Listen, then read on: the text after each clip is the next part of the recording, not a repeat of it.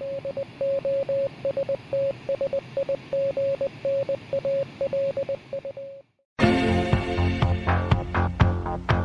to MOTS, where we'll be applying the Manzer or Mosi Thurlow scale of quantitative analysis of pop culture narrative through a binary system. Or MOTS!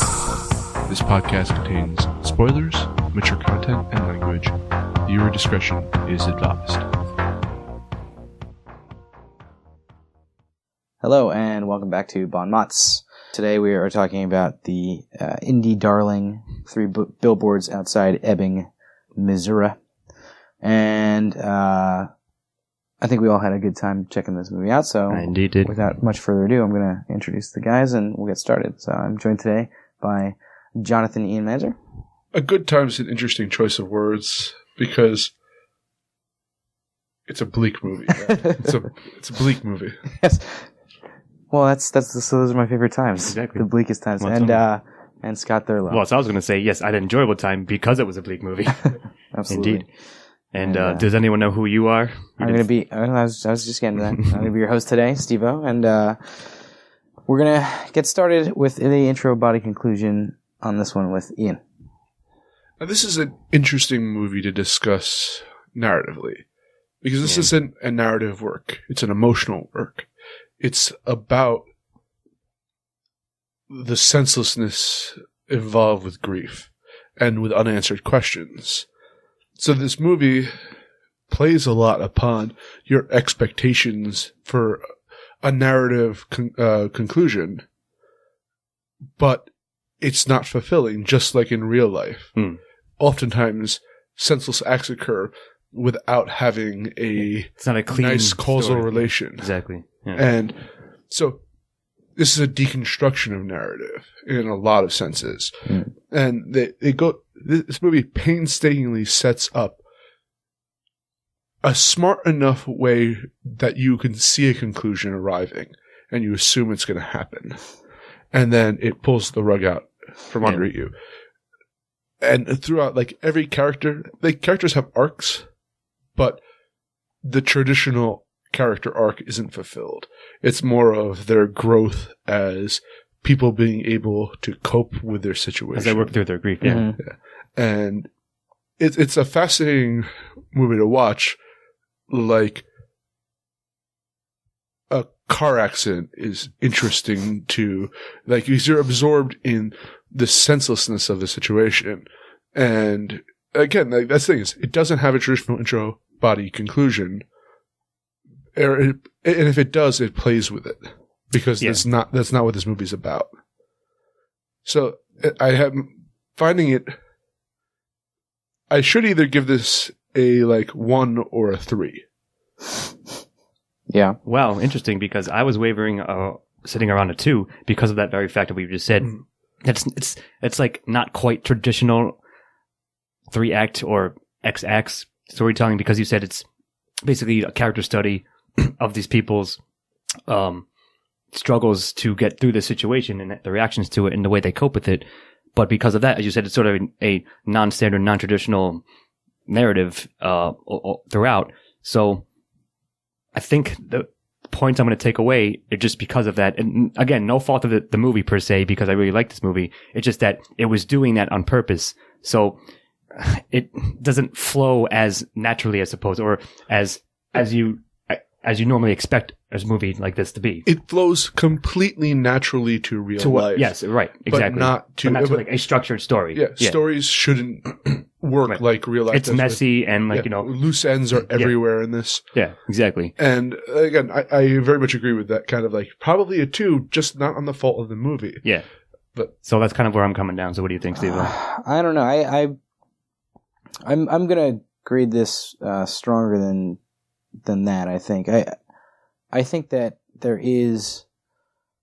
are all the elements of your standard story, your standard intro body conclusion. The fact that they play around with your expectations of them, it has the trappings of it, but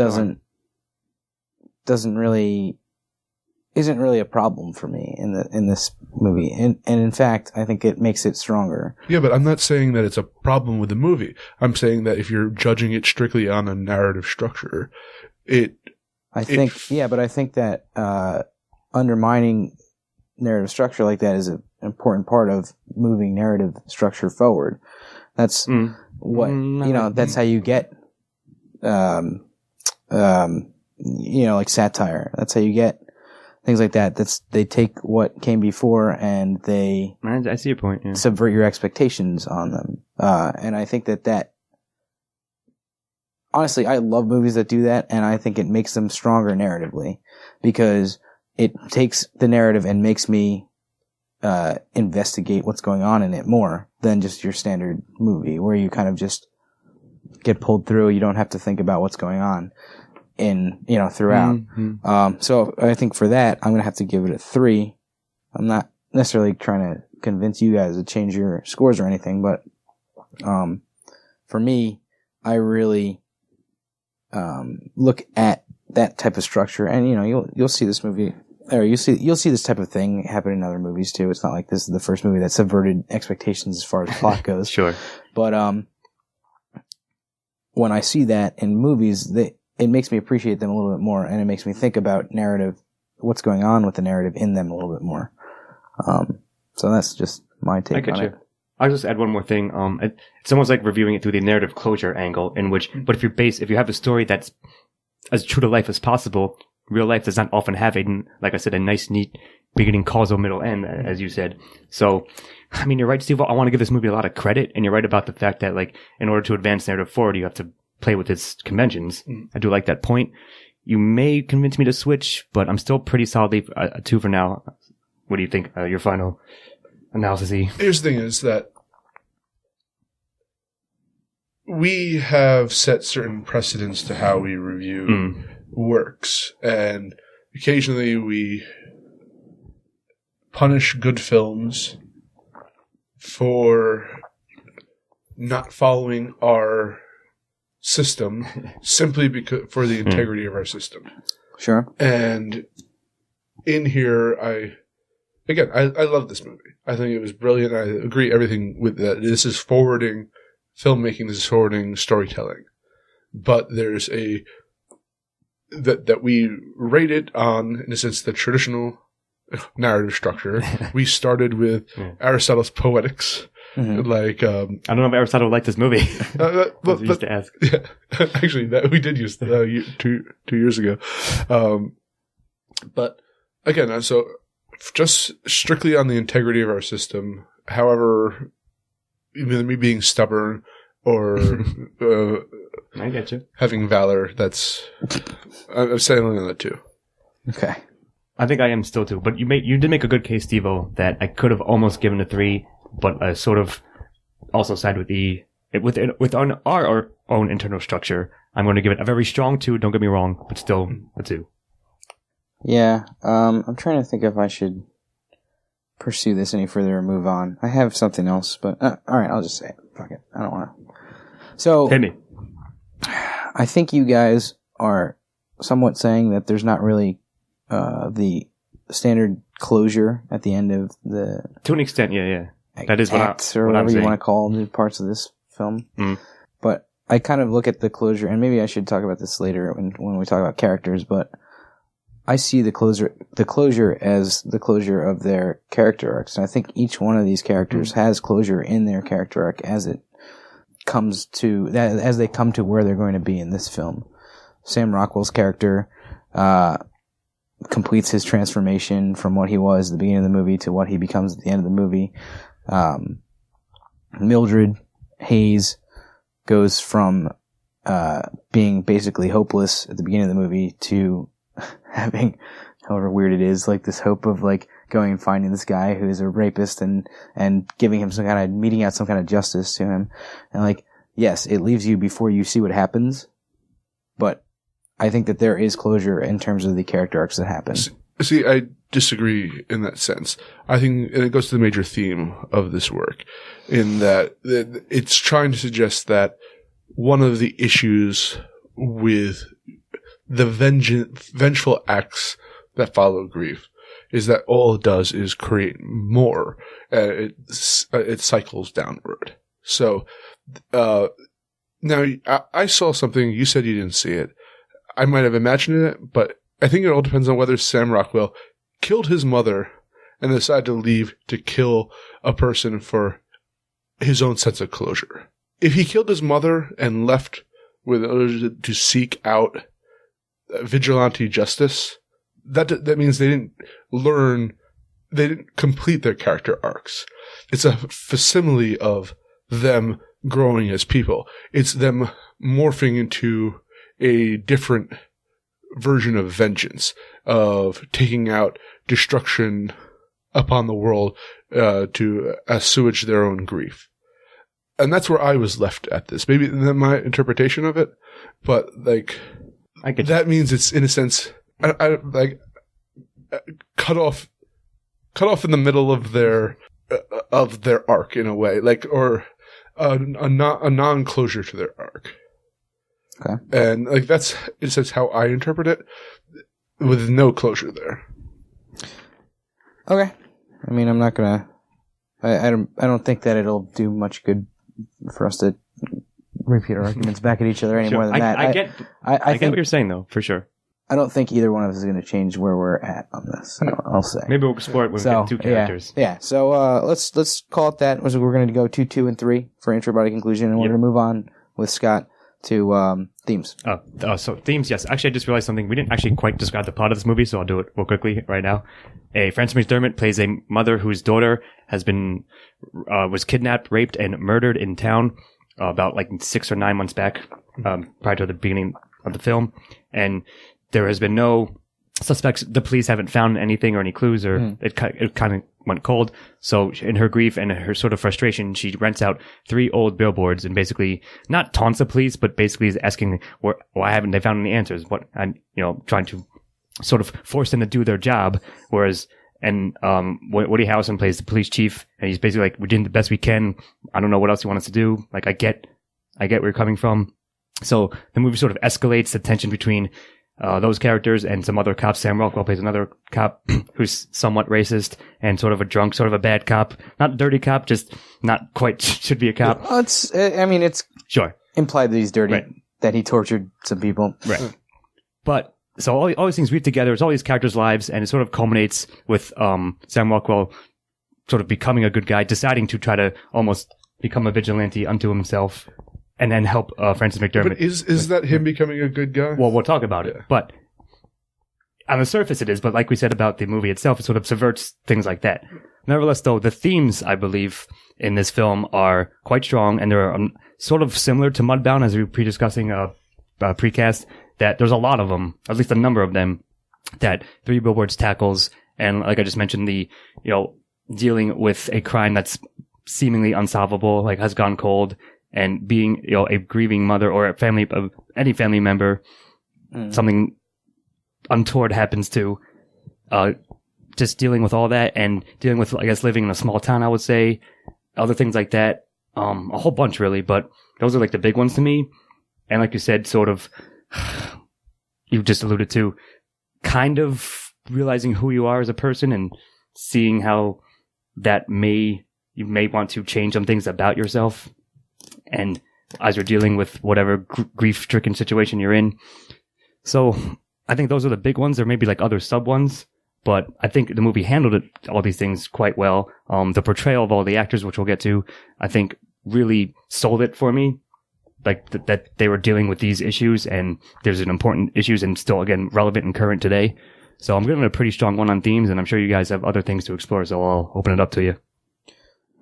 Well, it tackles, you mentioned the racism of, it tackles the racism of the police force in this little town in Missouri. Yes.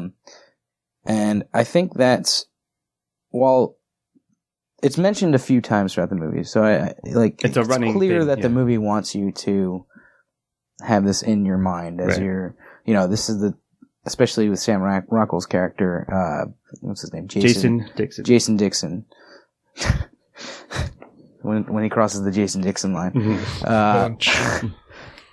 Sorry. But, especially with him. He went all fucking night to say that joke, by the way. Go on. He's a racist character, especially at the beginning of this, and he goes through a lot of shitty things, mainly getting his face almost burnt off and getting the crap kicked out of him by somebody who he thinks is Angela's rapist and murderer, and then turns out that it's not. Yeah. And you know, his arc, I think, is a lot of what this movie wants to talk about. And you know, he has his like attempt at redemption, or at least he gets a letter from Woody Harrelson's character that says, "Look, you need to calm down and like think," which is basically the gist of the letter, right? Yeah. And I think those were actual. When he gets those words, like the death of Woody Harrelson's character has affected him really intensely. When he gets that letter, that's when he starts to change. At least his the outward change, if it's not like for good or for evil, which I think are things that this movie kind of says are bullshit anyway. Mm-hmm. I agree with that. If it's not for, you know, for the good or for the bad that he changes in a very obvious and you know, in a way that the entire audience can clearly, plainly see. Sure. He starts to try and help out Mildred, and instead of working against her, and you know, kind of comes down on her side of the whole thing and wants to try and save her, or wants to try and figure out who, you know, raped and murdered her daughter. Culprit was. Yeah, who the criminal was. That. So I think that's the main, or one of the big themes that goes throughout this movie is that kind of arc, that kind of character, and talking about the racism and the sexism and like kind of whether or not these cops are going. I guess there's not really that much sexism, but like, you know, whether or not these cops are like going down the right path, and like his arc is the most obvious and biggest one. Interesting, because this movie is all about grief and loss. Yeah, and that is, I mean, yes, there's a racist angle there, but I think it's secondary, if not tertiary, to what a lot of like. So you're first dealing with Francis. Was it Mildred Hayes? Yes. Yeah. And her loss and frustration at the system failing her. But it's not necessarily, and you find out it's not a cover-up. It's not someone protecting someone else. Yeah, literally, they don't have the case just went cold. Yeah. They don't have any more evidence or suspects. And she sets in motion a series of events led by other things as well that causes a lot of like destruction in their little town. You have Woody Harrelson's character who has cancer and actually has one of the funniest parts of this, when he's like, gives this really melodramatic line like, "I have cancer." And you're about to, like, President Norton's like, "Yeah, I know. Everyone in town knows, Chief." Yeah. And so, he ends up committing suicide in order to, in a sense, protect his family from spare them their own grief, from watching him die. Yeah. But the ripple effects of that act in him being a father figure to Sam Rockwell's character, and the loss of that guiding thing, then the destruction caused by that. There's so many repercussions to loss and grief and how people react to it. And like, and the escalation that builds from like an eye for an eye mentality. And what you're saying about Sam Rockwell, like, he has his growing up moment. Goes about to solve the case. In any other movie, he would have solved the case. Right. But he isn't a hero. He fails miserably at it. He doesn't even become a cop again. In a sense, then they go off at the end to murder a person. Yeah, the guy's probably a rapist, based on it. But they go off to just murder a guy, take justice into their own hands. And it's such an interesting exploration of the way we get lost in our group and grief. And I think that Frances McDormand's character is a way. She still has her social group, but you can see her son isolating from her. Peter Dinklage asked her out on a date. No interest in it. And in a sense, she almost gets into a fight with her ex-husband over grief. Like, this is interesting. A lot like that. This is what drives all the force in this movie, and I have to give it a very strong 1 because it's looks at it rawer than most films do. Yeah, I agree with that. I have to eat humble pie here. I feel kind of silly, but you're absolutely right. Like, I went on a whole big rant because it's the first thing my mind kind of latched onto. I'm not necessarily what you said is at the top of my game tonight. Sure. I'll say, but yeah, you're 100% right. Like, getting me to think about that is absolutely, that grief and loss is the biggest thing that's going on in this, and the fact that I should have realized as soon as I started talking that my explanation had absolutely nothing to do with the main character of this fucking movie. And her struggle and her pain and loss is really what it's all about. And yeah, the ripples that causes throughout, and everybody's pain and loss and the ripples that all those cause throughout the community. When she finds out that her husband was the one that actually burned down the billboards on a like offhanded line of dialogue, right? And her reaction to that after she had burned down the police station in retaliation, thinking it was Sam Rockwell, thinking it was the cops. Yeah. She should have known that guy was a dick throughout the entire. Yeah. Sure. Played a pretty good dick. What was that guy's name? John Hawkes. John Hawkes, yeah. He's good. I like him in pretty much everything I see him in. I like him as an actor. But anyway, that is to say, you're absolutely right. While there are themes that I was discussing earlier, your stuff was in the film or in the movie, they're certainly not the most important thing in this film. So I'm going to give it a strong 1 as well. Yeah, I agree with all that, and very strong 1 for themes. All right, that's going to bring it to me with antagonists, and I don't know. Grief and loss. Loss and grief, I suppose. Yes. Yeah. I mean, that's kind of the main driver of everything bad that happens in this movie is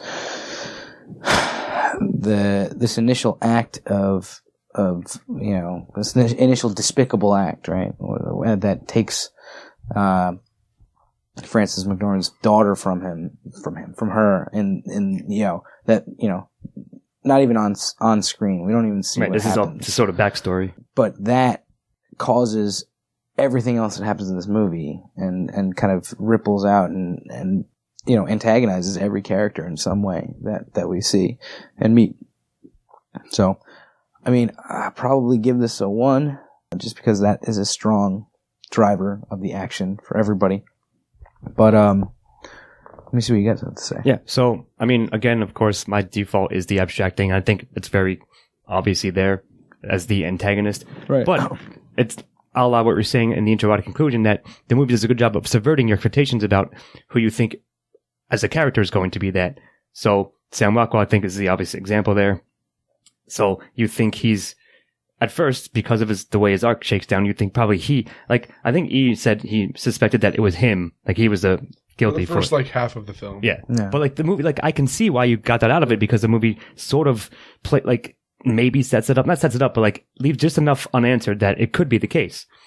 But so I know you normally pick like the face of the antagonistic face, if you will, Steve-O. Right. But I think in this case, and like it ties into themes. Yeah, just dealing with a tragedy in your life that's very hurtful and impactful, and then how that ripples around like your community, your friends, and just at large. So I think that is the antagonist for me and probably gets a strong 1. So there's one scene that doesn't deal with antagonists at all, but strictly defines what you're saying. Yeah. So Frances McDormand is by the billboards and a deer walks up.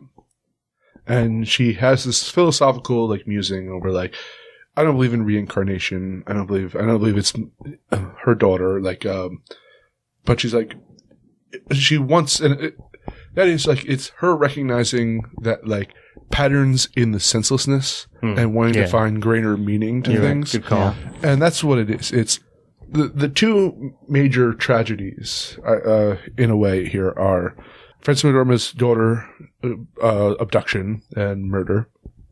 And Woody Harrelson getting cancer. And both of those are pancreatic cancer at that. So it's not even like lung cancer, which is pancreatic cancer, just random.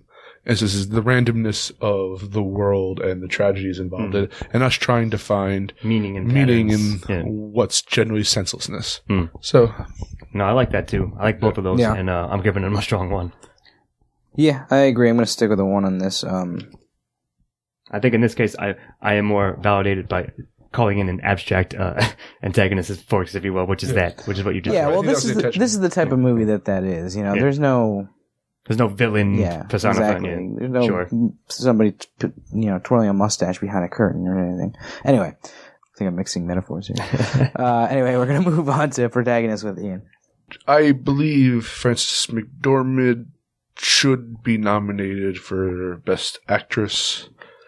She did a wonderful and oddly kind of a dual role of such a stoic character at times who is numb to the world and very kind of emotional at other points. And she's very vulnerable other times, yeah. And I think she did a fantastic job.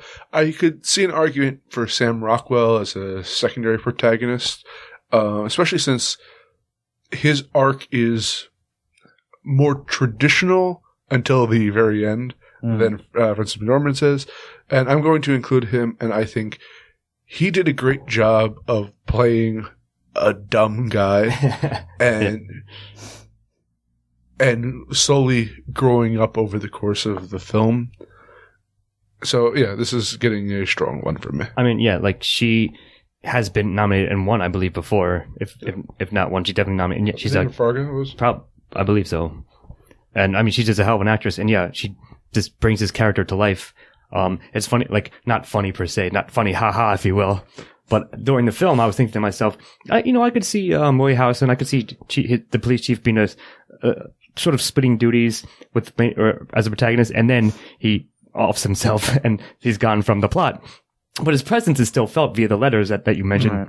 And so forth, but I don't think he quite gets there. But I do think Frances McDormand deserves all the credit in the world for portraying Mildred Hayes very, very well, very believably. And like you said, Ian, the two sides to her when she's like doesn't take shit from anybody. She always has an answer, and like people trying to comfort her and like enough with the boob. And she's like, what if it was your daughter? You know? And then you see her sort of flashbacks and moments of, like I said, vulnerability. So yeah, she's very strong 1. And I think everyone else, and I also can see maybe a case for Sam Rockwell's character, but I think he probably is the most important secondary character. Fair enough. In a sense, but I'm giving her a 1 very strong regardless. Yeah, I think I do relegate Sam Rockwell to supporting, but it's, he does obviously have a very important part in this film, and his arc makes him almost reach that status. Right. He almost gets there, but yeah. Yeah, I don't think I'm going to put him in protagonist. But, and that's partially because Frances McDormand, or Mildred Hayes in this, is such a force. Yes, for sure. And just nobody really approaches what she does in this movie as an actress or as the character. So, I mean, you guys have said most of it about her already. I think that she does a phenomenal job. Agreed. And is a really interesting character if you're doing it, if you're studying what it's like to write or like craft a character. Look at this movie. I have a kind of weird comment here. It might have been a funny log line, which we didn't do. In a sense, it's almost like the female version of the character from Death Wish, the numbness, but instead of just going action film, it went kind of like rural America. Yeah, I see what you mean. Yeah. And it's like not. But the point that's what's outside Ebbing, Missouri. It's the thing between being like strong in the face of the world and also the vulnerable. I don't know. Overall, it's very good. I get you. Yeah, I kind of like that. It's funny, but I'm still giving it a very strong 1. So we're going to go 1s all around on that. Yep. One of the easier questions, I think. Mm-hmm. And we're going to go to Scott with supporting. So I think also kind of one of the easier ones, given what we just said.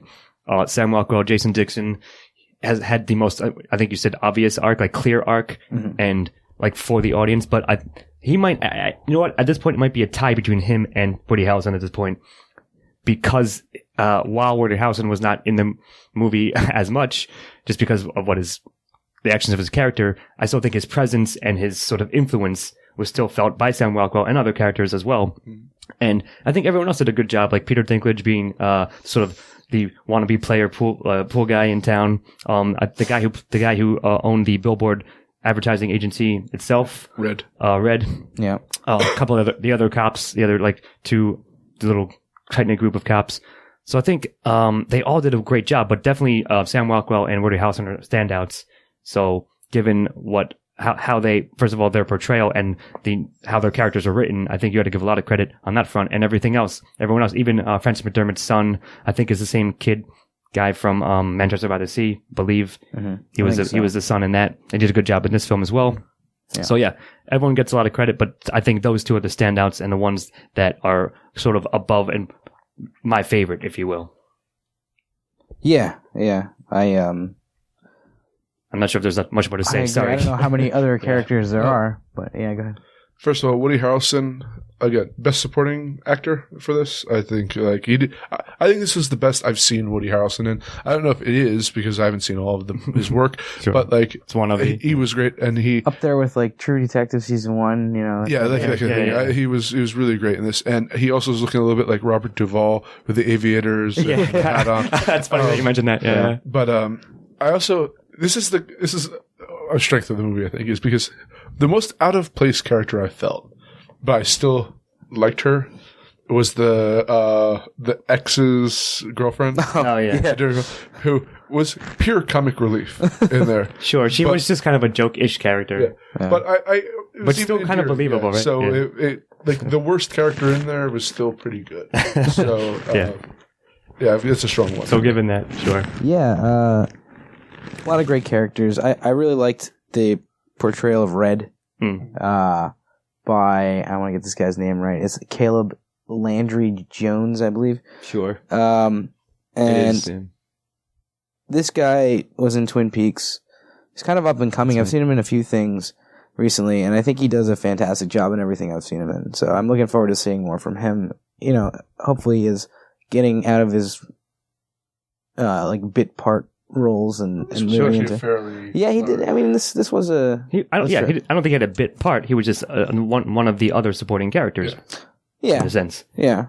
I wouldn't mind seeing if he can carry a movie. I'll just say that. Fair enough. Anyway, I thought he was good, and I thought that character was really interesting too. Like the way, like, kind of never took shit from the police or anything, and then got his ass kicked for it at the end of the movie. But he was good. Charlie, the ex. Played by John Hawkes, was good. He's pretty solid for sure. Peter Dinklage, as you mentioned, is always awesome. He just did a great job of being this like kind of sleazy used car salesman. Yeah, but he had an earnestness. He did. He was very earnest, and that's that's why Dinklage can pull that off for sure. Yes, so, but anyway, and you guys mentioned all the other characters that I was going to say. I thought this was well done. I like I will mention one more. I like the guy that told off Sam Rockwell in the beginning of the movie, who's putting up the billboards, and then came back to give the doubles to Mildred at the end. So that was cool. Yeah, right. That was a good moment. So I'm gonna give supporting characters a strong 1. Everybody did a good job. Yeah, me too. So 1's all around for that. Yep.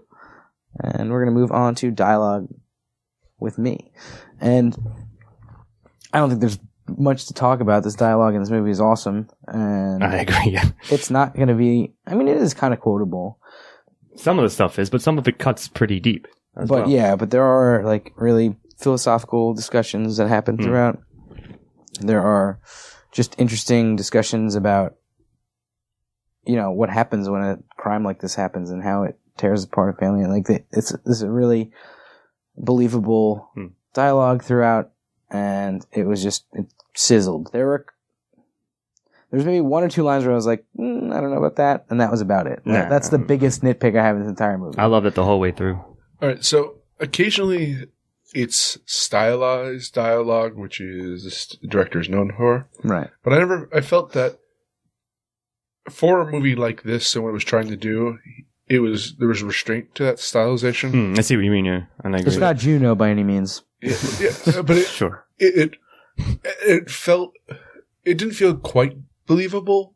Like at times, like for Woody Harrelson and his family, it's a little too quick at times to like witty. Yeah. But again, it was just restrained enough to fit in with the world that they built and not impact the tone that they were trying to create.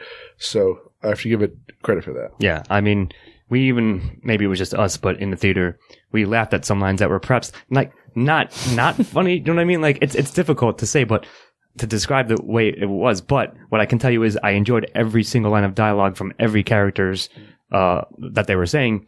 And I think I also mentioned you guys precast that I read a quick review earlier, and the line of something was like, this movie is written so sharply that it cuts. And I think that is very accurate. So it's not my line. All credit to whatever review that was. Wait. But I think that describes it very well. I forgot. We actually have to give dialogue a 0 because of the guy behind us in the theater. Annoying old man who's making his own comments can go fuck do you himself. remember what the Muppets are called? Waldorf and Statler and Waldorf. Yeah. But we had those jokers behind us. So anyway, Two old screw guys. you, old man. If you're listening to this, up yours. Don't go to theaters. Destroying all the tension. Don't go to theaters with in me. the theater. But anyway, I am giving the actual movie's dialogue a very strong one because it was written sharply, like I said. Yeah, and I enjoyed one's all of all it. around for that. Mm-hmm. So let's move on to style, and Ian is going to take this one. Okay, so I'm going to start off. Well, I'm going to leave a lot of the cinematography and music and stuff to you guys. Genre and the placement in them. This is when it's a dark comedy, it does that very well. When it's a bleak drama, it does that very well. And I think there's almost a perfect balance between the two. I like that. There's enough levity in this film that it never brings you all the way down. And it also gives this movie license to get, I think, as bleak as it does. Especially towards the ending without having, it's not an even if you think the most positive things you can about the ending, it's not an uplifting ending. So I think genre-wise, I like this director. I think he has a good grasp on how to set tones, how to deliver messages, and he delivered the message that he wanted with this. So that's what I'm saying about style there. Genre-wise, it worked perfectly. Yep, I very much agree. I don't have much more to say because I think you encapsulated it. I'll leave soundtrack to you, Steve-O, but I will say I'll take the cinematography aspect of it because I thought it was shot excellently. Just some great looking, but both the sort of countryside settings when like on her little, the billboards themselves, the placement where they were and in town, and just some of the even character shots and the interactions, like when for example, when she was talking to Woody Harrelson in the police station, like the switching, like the placement of them, and the close-ups on them. So yeah, he knows, like you said, it was written, directed by the same guy, Martin McDonough, I believe is his name. And, for those unfamiliar, he did Seven Psychopaths and also In Bruges. So yeah, I can sort of see, I bet you if I see his next film and I don't know it's him, I can be like, looks a lot like his style. Yeah. He has a very distinctive, way of doing films and I like it a lot. So I'm giving it a 1. There definitely is a distinct style there. As far as the soundtrack to this, I enjoyed it, but it wasn't the strongest part of the style for me. Sure, I mean, it was just there. I thought the cinematography was good. I really liked the scenes, speaking of, sound design, I really liked the scenes where Sam Rockwell has the earbuds in, and he's just oblivious to everything else that's going on, including a gigantic fire happening right behind him as he's reading a letter. Well, hold on, real quickly. That's funny you mentioned that the first time it happens is everyone's grieving over the chief's death, and he cannot hear because and then second time is he's reading the chief's letter to him that he got sent, and the fucking cop station is burning down behind him. So you're right. Go on. It's almost like a Laurel and Hardy joke. Like that point, they do very strangely really dark, like almost slapstick humor at certain points of this movie, which is I love that type of humor. But as far as that, like that was a really cool idea and way to do it, and the music that's playing during those scenes really brings you into his mind frame as that's happening. And the music was fine throughout. It wasn't like I can't remember anything like super standout other than that about. But they bookended it with the same song, I believe, which was fine. Sure. Yeah, and it was good. I mean, it wasn't subpar or anything like that. It just wasn't like the best damn soundtrack I've ever heard. It's perfectly fine. It's not the focal point of the film, but what they had matched to the scenes that were happening. So I will agree, the cinematography is wonderful, especially the shots of the billboards. Yes, were all really cool, and like the way that they lined up and frame and frame those shots and stuff like that were great. One of a shot that I may never forget is when they're talking in the police station, her and Woody Harrelson, and he just coughs blood into her face. Yeah. Holy It's shit. pretty intense, for sure. It's just like, it's It happens like that, like real fast. It's an affecting scene, and the way that it's shot, I think, has a lot to do with that. So I'll give full credits to Style on that as well. Definitely. But so I'm going to give Style a 1. There's not too much more. I could break down scenes and stuff like that, but I'm not going to do that. It's just really great style. It's great. It's a great movie to watch, so check it out. Speaking of whether or not to check it out, I believe it's on me. Why don't you go ahead with the recommendation there, Scott? Hell yeah, I recommend Three Billboards Outside Ebbing, Missouri. It's fucking awesome. Might be... I think we were discussing, again, precast, that I think it's the best film I've seen this year so far. While not my favorite per se, just personal taste, that'd be Blade Runner. But I'm pretty... Ian, I think, was telling us that it is very strong front runner to get the Oscar nod, the best film nod. Yeah. And I think it definitely deserves it. I think, like you said, it has that hard to do balance of dark comedy and bleak realism to it that's just finely towed. Like, that line is perfectly towed. And everything we just said, the performances and everything else. Yeah, it's one of the best goddamn films I've seen in a while, definitely this year. Check it out for sure. I hope it does very well, and I hope to see a lot more from Martin McDonald, if I'm pronouncing that correctly. Because, yeah, it's a goddamn good film, and I highly recommend it. Yeah, I enjoyed this movie. Oh, it's bleak. It's bleak. And that's why I enjoy it. I think you have to be in the right frame of mind to... Actually, no, because it's not a feel-good movie, but it's not a feel, but it's a great movie. And it's probably the best I've seen this year so far. I could make a couple arguments here and there for others, but I think it's up there. I hope it gets an Oscar nod, if not even the win. Yeah. I wouldn't be upset if it won that. So, anyway, yeah, totally recommend it. See it in theaters if you can, actually. Without annoying old man, though. Yeah, yes. Get rid of all annoying old men in your theater first. Yeah, I mean, I completely agree. It is bleak, but you kind of got to know what you're getting into when you go to see it, and it's well worth watching for pretty much everybody. I don't think that there's anybody that won't get an enjoyable movie experience out of an 8-year-old girl. Yeah, sure. I mean, she might like it. Any adult, perhaps, would enjoy this film.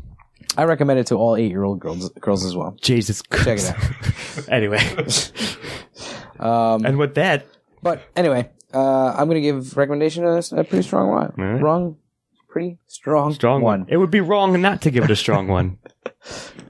So that's gonna do it for us. Ian, have we got our scores here? Get the breakdown. We do. Scott and I gave it a 9. Stephen gave it a 10. Give you a 9.33 overall. Yeah, I think that's damn right. Mm-hmm. Yeah, it's I think it's right around great score for a great flick. Rotten Tomatoes. Yeah, I believe it's pretty close to the actual Rotten Tomatoes score as well. Yeah. So there you have it. Anything else to add, gentlemen? Three Billboards is badass. Go see it right now. Yeah. All right. Well, I have been here talking about Three Billboards, joined tonight by Jonathan Ian Manzer. If you're going to let your grief consume you, at least do it in style. And Scott Thurlow. And I will. I'll be putting up 3 billboards outside my house soon. See you next time. Deciding what I'm putting on my 3 billboards. Yeah. Good night. Have a good night. Editing and engineering by Stephen Ramosi. Music by Christopher Morgan. Check us out on YouTube and iTunes for the shows, and on Facebook and Twitter for updates.